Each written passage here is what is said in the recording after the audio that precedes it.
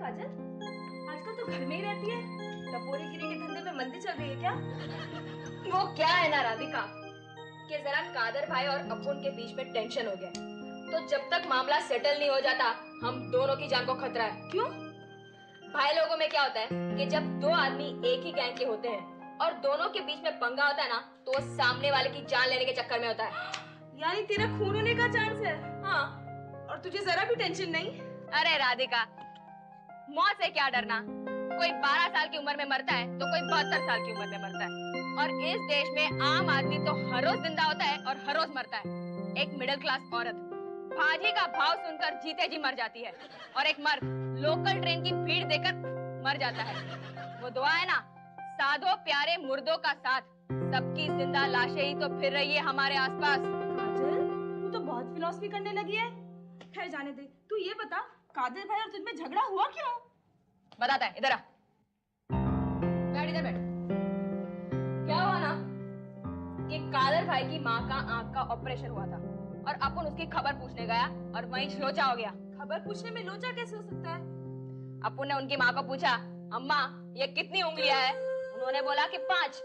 अपन ने बोला, माँ तेरा ऑपरेशन फ्लॉप हो गया है, ये 4 उंगलियां और 5वां अंगूठा है। वो टेंशन में आ गई, रोने वोने शुरू हो गई, बोली हाय मेरा ऑपरेशन फेल हो गया, मैं अंधी हो गई, अब मैं अपनी बहुओं के काम में नुक्स कैसे निकालूंगी? कादर भाई को गुस्सा आ गया, उसने खंजर लिया और डॉक्टर के पेट में घुसेड़ दिया। बाद में उनको पता चला कि अपुन ने मजाक किया था। अब वो तलवार लेकर अपुन को ढूंढ रहे हैं। तो अब क्या देखता है, 2-4 दिन में मांडवली हो जाएगा तो अच्छा है, वरना किसी पुलिस वाले के साथ सेटिंग करके कादर भाई का एनकाउंटर करवा देगा। क्या बात है, 2 डाकू बैठकर डाका डालने की योजना बना रहे हैं क्या? अरे नहीं नहीं, ये काजल कादर भाई का एनकाउंटर करने का सोच रही है। क्या? कादर भाई का एनकाउंटर? बापू, अपन दावे के साथ बोल सकता है कि पिछले जन्म में आप चौल सिस्टम में रहने वाली औरत होंगे। हाँ, दूसरों की बातें छुप कर सुनने की आदत चाल सिस्टम में रहने वाली औरतों की होती है। अरे लेकिन कादर भाई ने तुम लोगों का क्या बिगाड़ा है जो उसका एनकाउंटर करने निकले हो तुम लोग? हेलो कादर भाई, कैसा है? अरे एकदम फिट। हाँ, अरे अपन आपको फोन करने का सोच ही रहा था, माफी मांगने के लिए। नहीं नहीं नहीं, आता है ना मिलने। एक काम करो ना, शाम को आप इधर चाय पर आ जाओ, बाहर बारिश भी हो रही है, साथ में गरमा गरम भजी और समोसे खाएंगे। ठीक है, खुदा हाफिज। तुम लोगों को ईमान धर्म नहीं है क्या? हा? अभी अभी उसका एनकाउंटर करने निकली थी और अभी अभी उसे कांदा भजी और चाय पीने के लिए बुला रही हो। देखो बापू, क्या है? हम लोगों का है ना, अब शरीफ लोगों जैसा नहीं होता है कि सालों साल साथ में रहे, एक छोटी बात पर खिटपिट हुआ तो बोलना बंद। यहाँ तो मांडवली करने का, नहीं तो खल्ली वल्ली। ये डोर कीपर किधर गया? पता नहीं, सुबह से दिखी नहीं।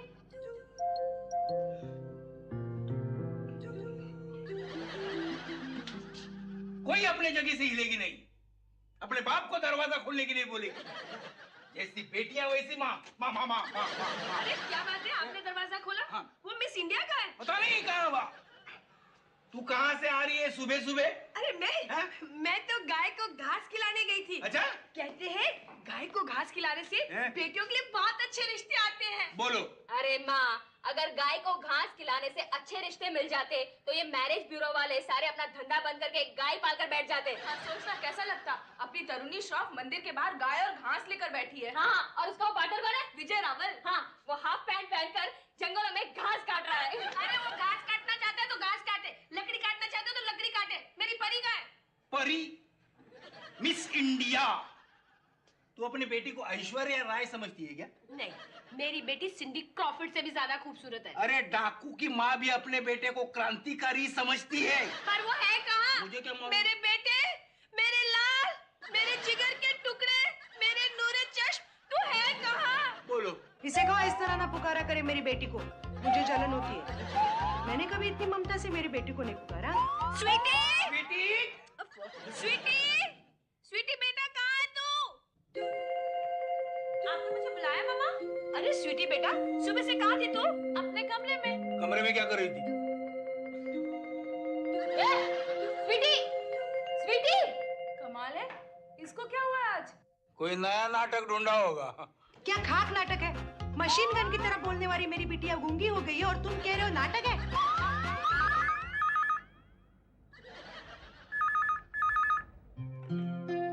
हेलो, हाँ? अपॉइंटमेंट ली थी? एक मिनट ना, स्वीटी, स्वीटी। जी डैड। ले तेरा फोन है। हेलो, हाँ बोल रही हूँ। हाँ नहीं नहीं नहीं नहीं, आज रहने दीजिए, आज कैंसिल कर दीजिए। नहीं ऐसी कोई बात नहीं है, पर्सनल रीजंस है। ओके। क्या बात है? ब्यूटी पार्लर की अपॉइंटमेंट कैंसिल कर दी? डैडी, मुझे ये बात समझ में आ गई है कि सुंदरता इंसान के दिल में होती है। आईब्रोज, फेशियल, वैक्सिंग करने से इंसान का दिल सुंदर नहीं हो सकता। Excuse me. बिना बिना, हाँ? मुझे जरा चिमटी काटो। मैंने चिमटी काटने को बोला था, चिमटे से चमड़ी उखाड़ने को नहीं बोला था। बापू, हाँ। ये तो ममता कुलकर्णी से मीराबाई सीरियल करवाने जितना बड़ा झटका है। हाँ, भैंस पानी में गिरे बगैर रह सकती है, लेकिन स्वीटी ब्यूटी पार्लर जाए बगैर कैसे रह सकती है? जिसकी अकल की दुकान में ताला लगा हो, वो मन की सुंदरता की बात कर रही है। मेरे चांद के टुकड़े को किसी की नजर लग गई है। किसी को इसकी नजर लग गई है। कभी परी कहती है, कभी चांद का टुकड़ा। नजर वजर कुछ नहीं रहे, ये ऐसे बीच बीच में उसे अकल के दौरे पड़ते हैं। शाम तक ठीक हो जाएगी। हाँ हाँ, बिना मैं चलता हूँ, मुझे ऑफिस में देरी हो जाएगी और मेरे बॉस को अकल के दौरे पड़ जाएंगे। लेट हो गया तो क्या बोलता है मालूम है? तुम फिल्म इंडस्ट्री क्यों नहीं ज्वाइन करते? क्योंकि ये एक ही इंडस्ट्री ऐसी है जहाँ 3.5 लाख की घड़ी पहनकर लोग 3.5 घंटे लेट आते हैं। ठीक है, रास्ते पर संभल के चलना। बारिश के मौसम की वजह से गटर के ढक्कन खुले होते हैं। ऐसा ना हो कि ट्रेन की बजाय अब तैरते तैरते ऑफिस पहुंचो। ठीक है, बताने की कोई जरूरत नहीं है। ढक्कन नहीं, ढक्कन नहीं, ढक्कन नहीं। ठीक है, ढक्कन बिना, मैं चलता हूँ। मैं अरे अब ये सोचो स्वीटी को हुआ क्या है।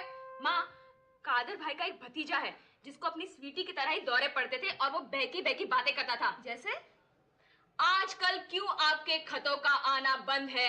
मर गए हैं डाकिये या डाक खाना बंद है? अरे तो बोला था ना, पोस्ट वालों की हड़ताल चल रही है। अरे हड़ताल से पहले ये सब बोलता था और फिर अपने कमरे में जाकर आईने के सामने खड़ा होकर बोलता था, वाह वाह वाह वाह, आदाब आदाब, क्या बात है। पागल हो गया होगा। नहीं, कादर भाई ने बदरुद्दीन बाबा को बुलाया और फिर पता चला कि किसी नाकाम शायर के भूत ने उसे पकड़ लिया है। फिर क्या, बाबा ने ऐसा इलाज किया कि वो शायर का भूत मुशायरा का नाम तक भूल गया। नहीं, हम पढ़े लिखे लोग इन चीजों को मानते ही नहीं है। भूत प्रेत होता ही नहीं है। क्या बात करती है? रात को चल मेरे साथ, सोनापुर 4 रास्ता। वहाँ क्या है? वहाँ हर रोज रात को एक मर्द और औरत का भूत खड़ा रहता है और हर आने जाने वाले से टाइम पूछते हैं, क्या टाइम हुआ है? फिर क्या, जब वो आदमी टाइम बताता है कि 1 बजे है तो वो लोग बोलते हैं 2 बजे हो तो हमको क्या फर्क पड़ता है, और फिर जोर जोर से हंसने लगते हैं। क्या फेंकती है यार तू? नहीं राधिका, ऐसा होता है। हमारे गांव बलिया में एक पहलवान डूबकर मर गया था। फिर वो रोज रात को तालाब के किनारे बैठकर जोर जोर से गाता था, ठंडे ठंडे पानी से नहाना चाहिए, तैरना ना आए तो डूब जाना चाहिए। समझी ना? इसलिए मान ले, अपन को तो लगता है कि अपनी स्वीटी को किसी की नजर ने झपट लिया है। तू एक काम कर, तू ना जल्दी से बदरुद्दीन बाबा को बुला ले। हाँ ठीक है, अब भी बुलाते हैं अपन। वैसे तो मैं किसी के घर में विजिट नहीं करता, अपने क्लिनिक में इलाज करता हूँ। क्या बाबा लोग का भी क्लिनिक होता है? अरे हमने तो कंप्यूटर भी लेके रखा है कि कौन से भूत ने कौन से साल में किस आदमी को कितने दिन के लिए पकड़ रखा था। अच्छा हाँ, अच्छा मैं अब कुछ चीजें बोलूंगा, वो जरा मंगवाइए। हाँ, बाबा एक मिनट, मैं दरवाजा खोल कर आती हूँ। अरे आप इतनी जल्दी कैसे वापस आ गए? स्वीटी के टेंशन में मेरा ऑफिस में जी नहीं लगा, इसलिए आधे दिन की छुट्टी लेके आया हूँ।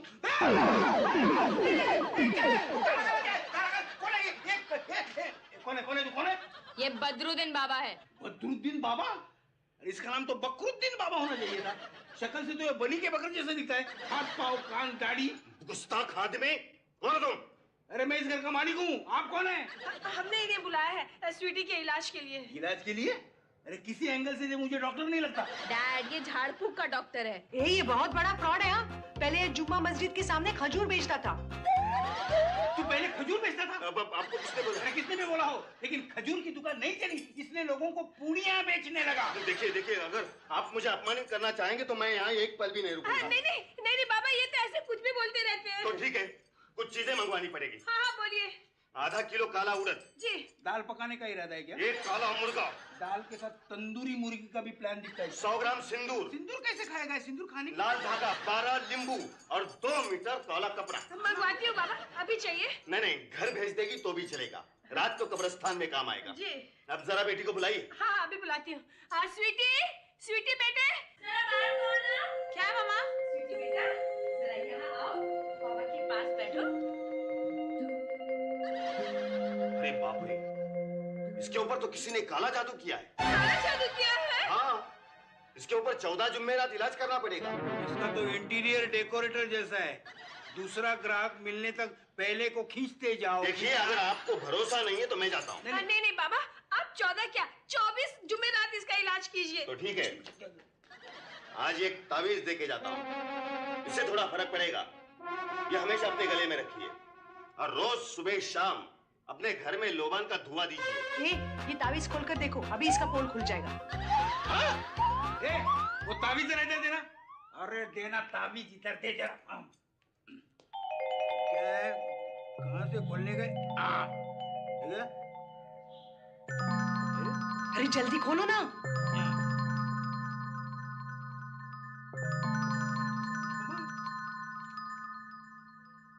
दिल के गेट की नेम प्लेट पर लिखा है तेरा नाम, ठक ठक ठक ठक करे सुबह शाम। इसकी जात को, ये तो तिरछी टोपी वाले का गाना है। अरे वही तो, ये बाबा ढोंगी है। हट साला, दिन भर हम लोगों को चूना लगाते और तू हमको चूना लगाने आया है। मारो इसे। कोई इसे हाथ मत लगाना, इसके मुंह पर मैं ऐसा थप्पड़ मारूंगी कि इसके कान का पर्दा फट जाएगा। एक मिनट, इसको मारने से क्या फायदा? गलती इसकी थोड़ी ना है, गलती तो हमारी है कि हम लोग इतनी घटिया बातों पे विश्वास रखते हैं। इसके लिए तो लोग ठगने निकलते हैं। जा भाई साहब, जाके कोई और दुकान ढूंढो। शुक्रिया, बहुत बहुत शुक्रिया। अरे जा। मैं भी निकलती हूँ। स्वीटी, बैठ ना थोड़ी देर हम लोग के साथ भी। सॉरी काजल, मैं तुम लोग के साथ बहुत बैठ गई, बस अब विश होता है कि अपने आप के साथ ही बैठूं। मामा प्लीज मेरा खाना मेरे कमरे में भेज देना। अरे इसे हुआ क्या है? मेरी तो कुछ समझ में नहीं आता, ऐसा लगता है बैटरी से चलने वाले खिलौने से किसी ने सेल निकाल लिए हो। ये चुप हो गई तो शेयर बाजार की तरह गूंजने वाला हमारा घर हॉस्पिटल के इंटेंसिव केयर यूनिट जैसा हो गया। हाँ, कुछ सोचना पड़ेगा।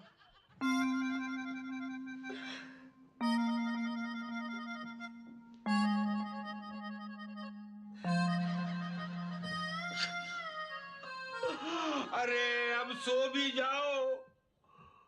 करवटें बदल रही है तो ऐसा लग रहा है कि अभी पलंग टूटेगा और हम लोग जमीन चाट रहे होंगे। अरे मुझे नींद नहीं आ रही। नींद नहीं आ रही है? ये तो बात ऐसी है ना कि कुंभकर्ण मेडिकल स्टोर में नींद की गोली मांगने गया हो। अरे हिम्मत वाला की श्रीदेवी जैसी मेरी बेटी शोले की जया बादरी जैसे चुप बैठ गई है और तुम्हें मजाक की सूझिए। वो चुप नहीं हुई है, वो तो अकल की बात कर रही है। अरे हम 10 कहते हैं तो एक का जवाब देती है। स्वीटी, बेवकूफ बड़ी बातें नहीं करेगी तो इस घर की तो रौनक ही चली जाएगी ना। देखो, मैंने डॉक्टर लता से बात की है, कल वो साइकेट्रिस्ट को भेज देगी। Good night. नहीं, सो गई। ये अभी अभी टेंशन के पहाड़ के नीचे दबकर दुबली हो गई थी, अभी अभी खर्राटे का ब्यूगल बजाने लगी। अब मैं क्या करूं? मैं भी सो जाता हूँ। अरे लेकिन इसके ब्यूगल के सामने मैं क्या सोऊंगा? चलो ट्राई करता हूँ।